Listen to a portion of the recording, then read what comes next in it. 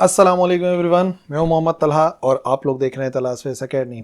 आज इस वीडियो के अंदर फर्स्ट ईयर का लेक्चर नंबर 21 कवर करने वाले हैं और हमारा चैप्टर नंबर 5 कंटिन्यू है। और आज के इस पर्टिकुलर लेक्चर के अंदर मैं जो कॉन्सेप्ट बताने वाला हूं वो है इक्विलिब्रियम और जो दो कंडीशंस हैं इक्विलिब्रियम की उनको भी डिस्कस करेंगे।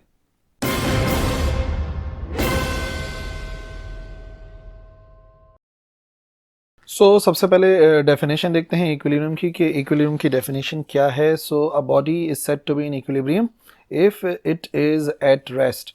ठीक है, पहली कंडीशन ये है कि वो बॉडी हो रेस्ट में और it is moving with uniform velocity.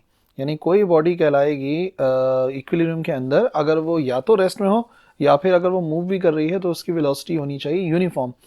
Actually ये जो इक्विलिब्रियम है ना, वो एक कंडीशन का नाम है जिस कंडीशन में सिर्फ दो ही बॉडीज़ पाई जाती हैं, जो रेस्ट में हो और जो यूनिफॉर्म वेलोसिटी में। बहुत सारी एग्जांपल्स हैं हमारे इर्द गिर्द, जैसे कि अभी नज़र आ रहा है सी सॉ पर ये नज़र आ रहे हैं इक्विलिब्रियम के अंदर, क्योंकि दोनों किस में मौजूद हैं, दोनों मौजूद हैं इन ए स्टेट ऑफ रेस्ट।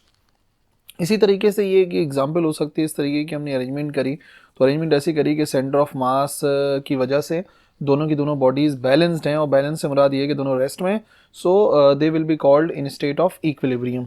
और इसी तरीके से तीसरी एग्जांपल है स्काई डाइविंग के दौरान। अब इन दोनों लोगों को अगर आप देखो, ये मूव कर रहे हैं डाउनवर्ड। ठीक है, मूव तो डाउनवर्ड कर रहे हैं, उनकी वेलोसिटी कांस्टेंट है और वेलोसिटी कांस्टेंट है तो इसका मतलब यूनिफॉर्म वेलोसिटी के साथ मूव कर रहे हैं। ये भी किस में कहलाएंगे, ये भी कहलाएंगे इन स्टेट ऑफ इक्विलिब्रियम।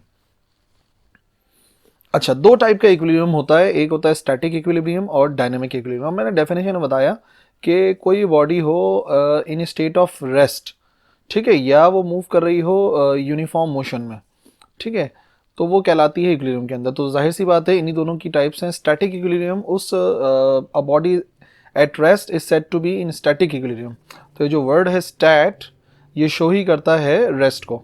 वो बॉडी जो कि इन स्टेट ऑफ रेस्ट है वो कहलाएगी स्टैटिक इक्विलिब्रियम में। मिसाल के तौर पे टेबल पे रखी हुई किताब, एक स्टेशनरी कार, एक स्टेशनरी पर्सन, ये सब स्टैटिक इक्विलिब्रियम की एग्जांपल्स हैं। और इसी तरीके से जो वर्ड है डाइन, जो कि वर्क या पावर को शो करता है, यहाँ पर हम यूज़ करते हैं मोशन के लिए। A body in uniform motion along a straight line is said to be in dynamic equilibrium. ठीक है ना, वो डायनामिक इक्विलिब्रियम में कहलाएगी जो स्ट्रेट लाइन में मूव कर रही हो और यूनिफॉर्म वेलोसिटी हो। जैसे कि एक मैंने एग्जांपल दी है स्काई डाइविंग के दौरान, जब वेट और एयर रेजिस्टेंस बैलेंस हो जाती है तो कोई भी शख्स मूव करता है विद कांस्टेंट वेलोसिटी, वो डायनामिक इक्विलिब्रियम है। एक स्फीयर अगर मूव कर रहा है थ्रू फ्लूइड तो वो भी एक डायनामिक इक्विलिब्रियम है। या एक कार जो कि कांस्टेंट वेलोसिटी के साथ मूव कर रही है वो भी कहलाएगी डायनामिक इक्विलिब्रियम में। In both the cases, the bodies do not possess any acceleration, neither linear or angular. ये बात बड़ी इंपॉर्टेंट है कि वो बॉडी जिसमें एक्सेलरेशन पाया ही ना जाए, चाहे वो लीनियर हो चाहे वो एंगुलर हो, ठीक है, तो वो दोनों ही बॉडीज कहलाती हैं इक्विलिब्रियम में। तो इक्विलिब्रियम को इन शॉर्ट ऐसा याद रखो, जिस बॉडी में कोई एक्सेलरेशन नहीं पाया जाता वो इक्विलिब्रियम में है। कंडीशंस ऑफ इक्विलिब्रियम तो दो हैं कंडीशंस ऑफ इक्विलिब्रियम। पहली कहलाती है फर्स्ट कंडीशन ऑफ इक्विलिब्रियम, जो कि है ट्रांसलेशनल इक्विलिब्रियम भी कहलाती है। और इस कंडीशन कौन ओबे करता है बताते हैं। स्टेटमेंट देख लो, a body will be in equilibrium, कोई बॉडी होगी इक्विलिब्रियम के अंदर, if the resultant of all the forces on it equal to zero, जब उस पर लगने वाली तमाम फोर्सेस का वेक्टर सम जीरो के बराबर होगा तो वो बॉडी इक्विलिब्रियम में रहेगी। और कौन से इक्विलिब्रियम में रहेगी, तो वो है इक्विलिब्रियम ट्रांसलेशनल इक्विलिब्रियम, यानी कि इन स्ट्रेट लाइन और इन अ कर्व पाथ।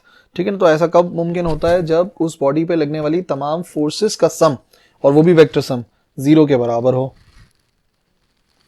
पहले एक एग्जांपल बताए थे, जैसे मिसाल के तौर पे एक बुक रखी हुई है टेबल पर, तो जो वेट है उस बुक का जो वेट है वो ऐड करेगा डाउनवर्ड, ठीक है, और उसको बैलेंस करने के लिए उस टेबल का जो नॉर्मल रिएक्शन होगा वो अप्लाई होगा अपवर्ड डायरेक्शन में। तो अगर अपवर्ड डायरेक्शन में अप्लाई होगा तो आप देखोगे कि दोनों बैलेंस करेंगे एक दूसरे को। जब दोनों बैलेंस करेंगे तो वो बॉडी रहेगी इन स्टेट ऑफ इक्विलिब्रियम, और वो भी ट्रांसलेशनल। एक्सप्लेनेशन में देख लेते हैं, कंसिडर कर लेते हैं एन फोर्सेज F1, F2 और F3 और Fn तक एक्सटर्नल फोर्सेज हैं जो कि किसी बॉडी पर एक्ट कर रही हैं। Thus according to the first condition, तो फर्स्ट कंडीशन के मुताबिक इन तमाम फोर्सेस का जो सम है वो बराबर होना चाहिए ज़ीरो के। या फिर इस तरह भी लिख सकते हैं, the summation of all forces कहाँ से लेकर कहाँ तक, फ्रॉम 1 to n, ठीक है, जितनी फोर्सेस हैं 1 से लेकर n तक, उन सब फोर्स का जो सम है वो बराबर होना चाहिए 0 के, जो कि कहलाती है फर्स्ट कंडीशन ऑफ इक्विलिब्रियम। ठीक है, देख लो इसके दो पार्ट भी हैं। Forces acting along x axis, अगर अलोंग एक्स एक्सिस एक्ट कर रही हैं तो उनके जो कंपोनेंट होंगे F1x, F2x, F3x, और फिर कहाँ तक चलेगा, ये चलेगा Fnx तक, क्योंकि एक्स एक्सिस में अप्लाई हो रही हैं, एक्ट कर रही हैं अलोंग एक्स एक्सिस। तो फर्स्ट कंडीशन के मुताबिक इन तमाम फोर्सेस का सम भी कितना होना चाहिए, इन तमाम फोर्सेस का सम भी होना चाहिए 0। ठीक है, और अगर हम क्योंकि ये हमने लिखा हुआ है वेक्टर फॉर्म में, तो आई को कॉमन ले सकते हैं। सो ये हो जाएगा F1x प्लस F2x, और इस तरीके से Fnx तक बराबर होना चाहिए 0 के। सो वेक्टर सम या अगर स्केलर सम भी है तो आई कॉमन आ जाएगा। तो तमाम फोर्सेस का जो वेक्टर सम है, जो कि एक्स एक्सिस के अंदर लग रही हैं फ्रॉम 1 टू n, ठीक है, जो फोर्सेस हैं कहाँ से कहाँ लग रही हैं 1 से n तक, उन सब का जो समीशन है वो बराबर आना चाहिए 0 के। और इसी तरीके से जो बी पार्ट है, forces acting along Y axis, वही तमाम फोर्सेस F1y, F2y और कहाँ तक चल रही हैं Fny, ये एक्ट कर रही हैं अलोंग वाई एक्सिस। तो फर्स्ट कंडीशन के मुताबिक हम कह सकते हैं कि तमाम फोर्सेस जो वाई एक्सिस में लग रही हैं उन सब का सम भी किसके बराबर आना चाहिए, 0 के बराबर आना चाहिए। और अगर जे को कॉमन लेना चाहें तो जे को कॉमन ले सकते हैं, क्योंकि आमतौर पे जो वाई कॉम्पोनेंट है उसके साथ जे होता है। सो ये कह सकते हैं the vector sum of all the forces acting on Y axis is equal to 0। ठीक है, यह है दूसरा पार्ट हमारी फर्स्ट कंडीशन ऑफ इक्विलिब्रियम का। तो क्या समझे, that is for the body to be in equilibrium the sum of X component of all the forces and the sum of Y component of all the forces must be equal to 0 separately, अलग अलग।